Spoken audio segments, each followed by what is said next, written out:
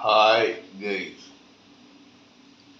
how are you all today morning? Good morning. Today is 3rd November 2023. My name is TSV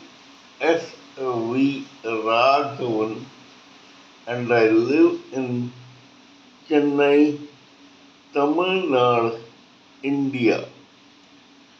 This is my spiritual vlog on YouTube.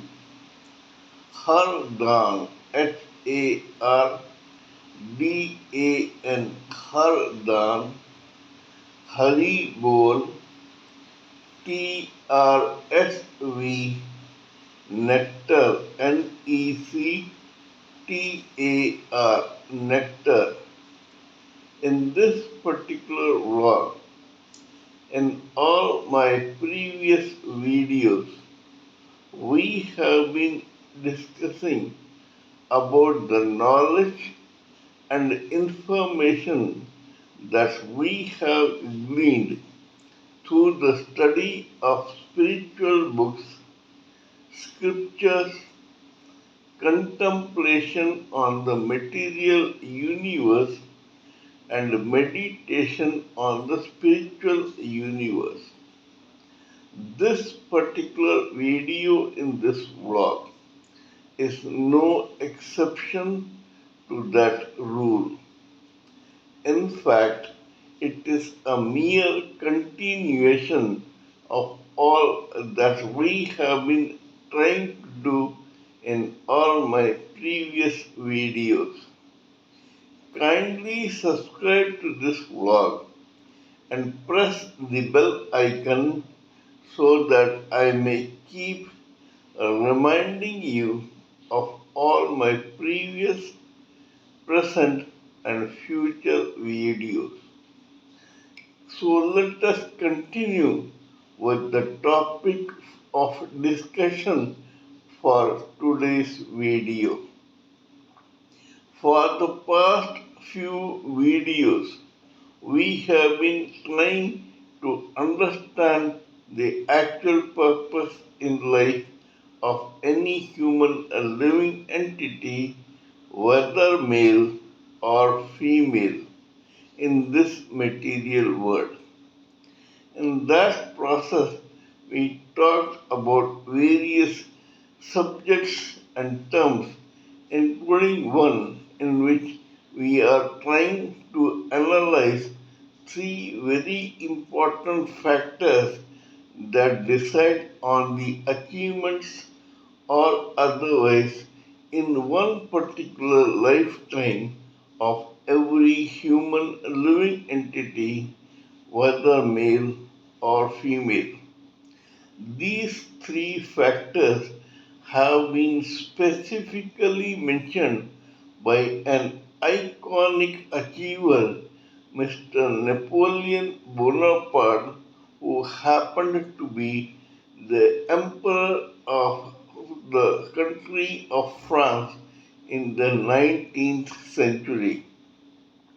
According to one associate who asked him what was the reason for his stupendous success, Napoleon Bonaparte replied, kindly note that you need at least these three major factors which will decide the fate of your own destiny in this particular lifetime.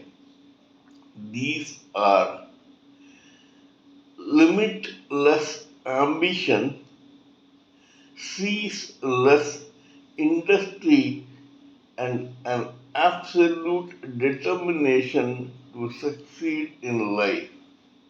Similarly, another godman who is internationally renowned as an iconic and legendary Swami called Swami Vivekananda has gone on record saying, "Arise, awake, do not sleep till your goal is reached." According to Swami Vivekananda, this goal is absolutely spiritual, that is, self realization, liberation from repeated birth and death in this material world, and final deliverance as an evolved soul to the Supreme Personality of Godhead. But this particular saying also holds true and holds water in the case of those who are still involved in materialistic achievements. One must make his or her purpose in life an extension of his or her very psyche. In other words, this purpose must be entwined into the genes and the DNA of every living entity, whether male or female, who wants to achieve something in life in this lifetime. According to Napoleon Bonaparte also, limitless ambition becomes that only when your own dreams cease to be your dreams and you think about them as a reality. If you are just dreaming about something, then you will always live like a zombie in a trance. You will just keep living in an ivory tower where you will be happy in the cocoon of your dreams. To make your dreams a reality, you need ceaseless industry. That is, when you have a dream to achieve something, you, whether you are a male or a female, must work very hard and very smart to achieve that particular dream and make it a success. But even here, just hard work is not enough. If this hard work gets distracted, then it is a waste of time and energy. If you get distracted towards various goals or various interests or various thoughts, then all your energy and your activity will certainly go waste. In that case, you must have the third factor, which is known as the determination to succeed in your goal to achieve your particular dream. You must always try to work hard to fulfill that dream through an absolute focus towards that dream or purpose in life as if it is your bull's eye. Your focus from that particular bull's eye must never waver, and all your energy, time, and effort must be used to concentrate only on that focus. Even in yoga, which is a very famous form of Hindu exercise, there is one particular exercise which is known as Trataka. Trataka is the art of concentrating one's eyes and vision on a particular flame from a lamp or a candle to such an extent that you forget everything around you and just concentrate on that flame of the candle or the lamp to such an extent that you get focused towards this particular flame which becomes your bullseye. Constant, regular, and guided practice towards Strataka gives your own mind, brains, and intelligence a focus toward your own goal which you want to achieve. And how we will discuss about this in this particular case history.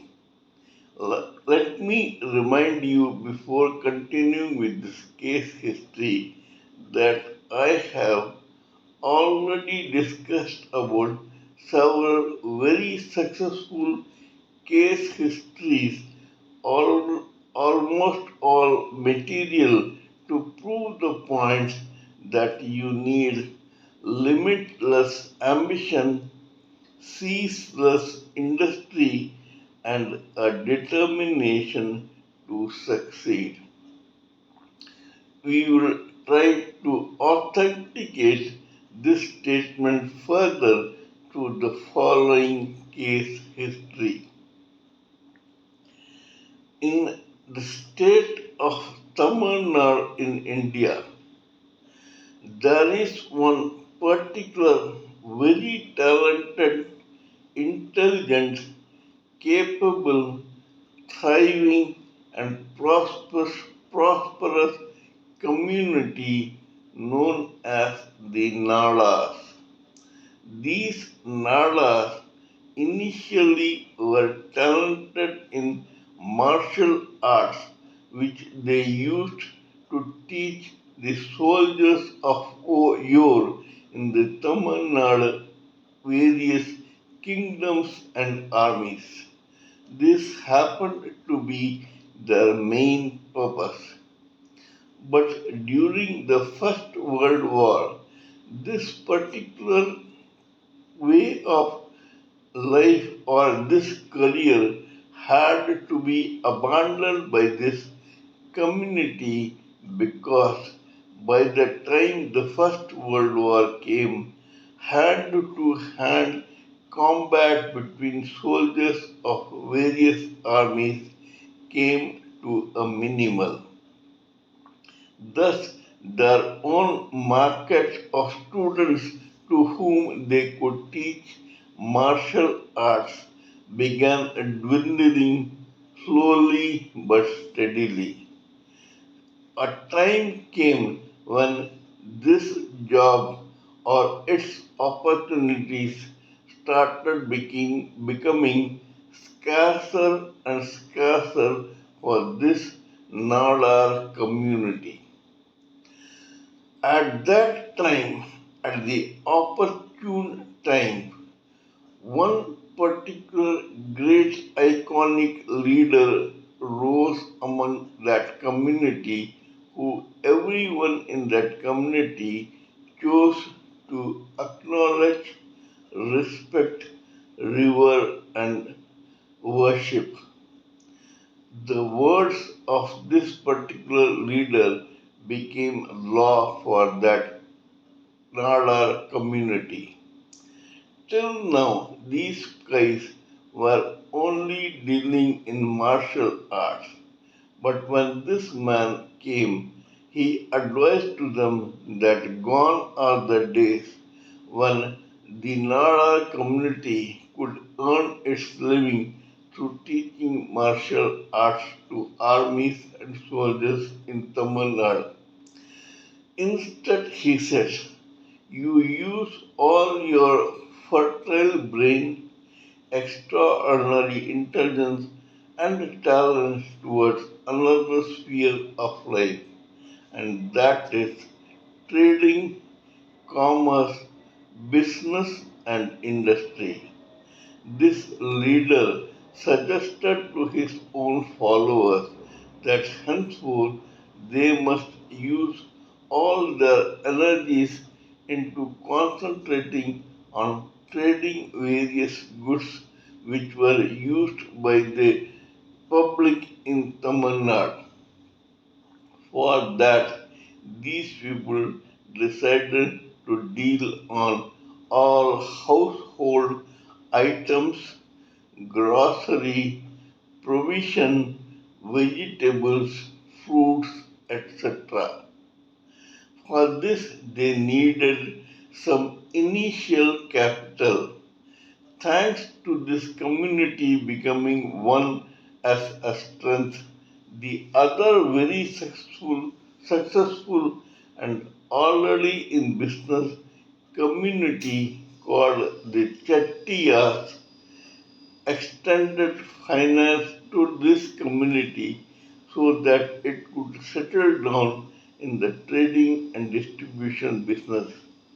This was more so because these Chettiars were more and more concentrating on money lending, finance, jewelry, and other such businesses. This Nara community, through its intelligence, focus, and hard work, got established into this trading of household goods, provisions, fruits, vegetables, etc. in Tamil Nadu and in the neighboring states slowly but steadily. Within years, they had formed a complete network of nadas which supported each other to become established in this particular line of career. Among this Nada communities was one person was born with the name Raja Gopal Nada. This Raja Gopal was a businessman who, like the other Nadas, began his own career as a dealer of household items through his own brand called Saravana. Saravana happened to be his second son. This Mr. Rajagopal named his own business house, trading house, distribution house, or brand as Saravana. He kept dealing in household goods till one day he came across a godman who was called Kripananda Warrior. Swami Kripananda Warrior had a great following in the Nada community and in Tamil Nadu as such. Rajagopal of Saravana group became an ardent follower of this godman. One day he reverently invited this particular godman to his own abode. When they were sitting and talking about business and other items, including spiritualism, Kripananda Warrior asked him, "What type of trade do you do?" Rajagopal reverently replied, "I am dealing in household goods." Kripananda Warrior looked at Rajagopal's horoscope and his palm and then suggested prophetically, "If you leave this business of dealing in household goods and concentrate on starting eateries in Tamil Nadu as a business, I am certain that you will come out in leaps and bounds." Rajagopal was a blind and ardent follower of Kripananda Varya. He took the hint and began his own eatery, the first flagship eatery in a place near T Nagar of Madras near a theatre called Udayam. This became his flagship in his own chain and of eateries which was named Saravana Bhavan. Lo and behold, his business began picking up very fast, and his customers and clients grew day by day, not only among those in the Nala community but also in the complete population of Tamil Nadu. This guy saw success more than he could even dream of. Saravana Bhavan became a chain of eateries within a few years, and this chain of eateries had eateries all over Chennai and Tamil Nadu. Slowly, this brand became so popular because of its quality and performance that it started opening branches in other states and union territories in South India. From there, they grew to opening branches in other states in India which were in West, East, or North India. Here we will take a detour. Saravana owner Rajagopal had some limitless ambition and dream to make it big in the business world. That was precisely the reason why he was putting in ceaseless effort to achieve that goal. This guy, knowingly or unknowingly, by default or by design, deliberately or otherwise, advertently or inadvertently, focused his own time, energy, and efforts on a particular goal to be successful as a businessman among the Nara community in Tamil Nadu or in other states of India. His success began kissing his doorstep very fast. Soon enough, this guy began having his branches of eatery not only in the complete India but also abroad. His eateries and his own style of provisions or food items like pickles, powders, etc. began selling like hotcakes all over the world. Indians who had settled during a diaspora in various countries in the world became his regular customers. So much so that there was a queue to get a seat in any of his eateries, not only in Chennai in India but also abroad.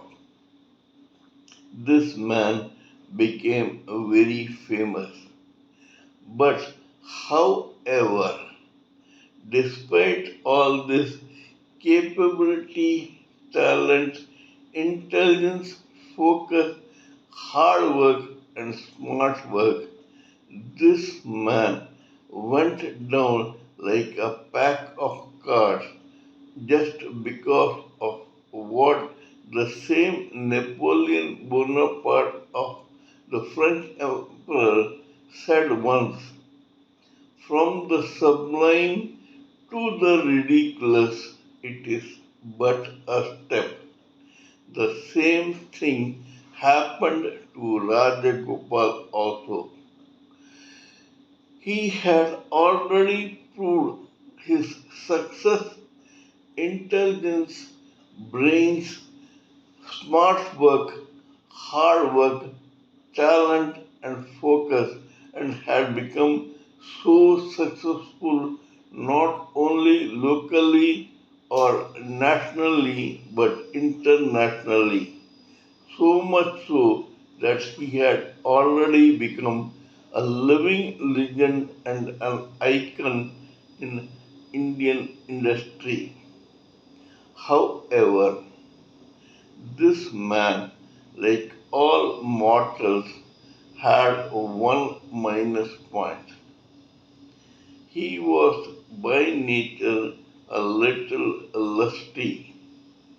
According to Bhagavad Gita, Lord Krishna says that there are five evils which plague the lives of every human living entity, whether male or female. If you manage to escape these five evils, you will become totally successful both materialistically and spiritually. However, these evils are extremely powerful and they plague you all your life. They are known as kama, lust, krodha, anger, lobha, greed, moha, illusion, and ahankara, false ego. Rajagopal suffered from two of these evils, that is, kama, lust, and ahankara, false ego.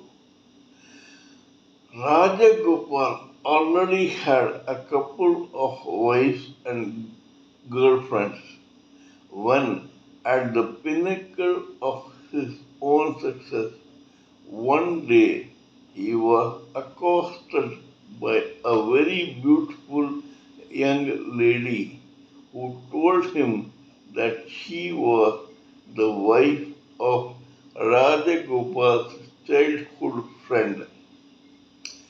This childhood friend had not been so successful in life. He hardly had even a job, and according to this woman, they had a hard life even at that age. Rajagopal was impressed with the looks and voluptuousness of that young to middle aged lady. He began slowly lusting for this woman. This woman, being what she was, knew in her first meeting that Rajagopalan was besotted with her and was lusting for her. He wanted her in his bed as soon as possible. This conniving lady tried to make the best use of this opportunity. He told Rajagopal that his friend was searching for a job, and Rajagopal, being so successful and iconic and legendary, could easily give a job to that friend in his own chain of eateries. Rajagopal agreed. He gave a job to that particular friend as a supervisor or a team leader in one of his own eateries. Thus, that family also began to earn money and live comfortably well. This went on for a couple of years, but then one day, this conniving and intelligent lady who had by now already begun having sexual relationships with Rajagopal opened her true fangs and requested Rajagopal to do her some further help.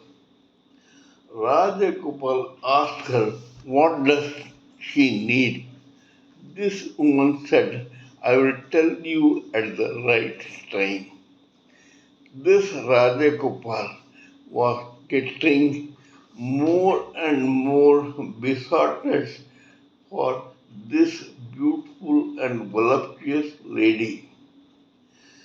This lady also began grumbling about her existing husband, so much so that, like a knight in shining armor, Rajagopal offered this woman a freedom from her own shackles as a wife to that vestal of a husband who happened to be Rajagopal's childhood friend and who was now working in one of the eateries of Rajagopal's chain of restaurants. This woman readily agreed. Rajagopal asked her to lure her own husband to come to a hill station in Tamil Nadu for an outing. This lady complied and she did so. Rajagopal arranged for contract killers and hitmen to murder that particular husband in the presence of Rajagopal himself, who was present at the time of the murder and disposal of the body of his own poor unfortunate friend. This body was buried in a remote place in that hill station.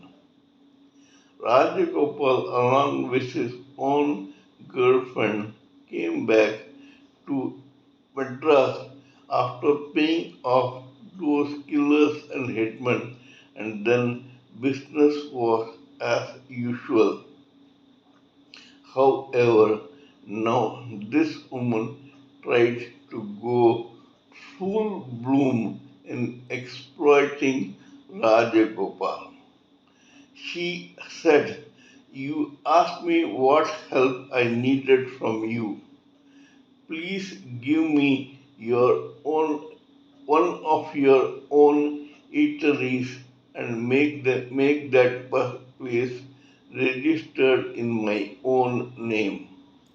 In other words, this woman wanted one of his very successful eateries for herself and wanted to become an owner of that particular eatery. Here Rajagopal showed his own true fangs. Despite his lust for this woman and his other vices, he was a very astute family man and a very intelligent and capable businessman. This guy offered this woman several gifts plus money, but he firmly refused to give one of his own eateries to this woman to be registered by her in her own name. They had a war of words and a tussle, but Rajagopal would not budge. This woman straightway went to the police station and reported that her own husband was killed and buried under the orders of this very Rajagopal, who was the owner of a chain of very famous eateries called Saravana Bhavan. Rajagopal was promptly arrested, and this woman took the police to the place where her unfortunate husband's corpse was buried.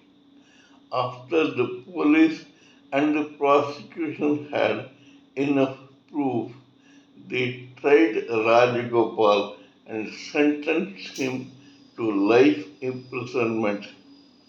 However, by that time, due to this unexpected shock and his own repentance over what he had done to his very trusting and childhood friend, Rajagopal took to the bed and he died in a hospital at the age of 72 as an ailing owner of a chain of restaurants.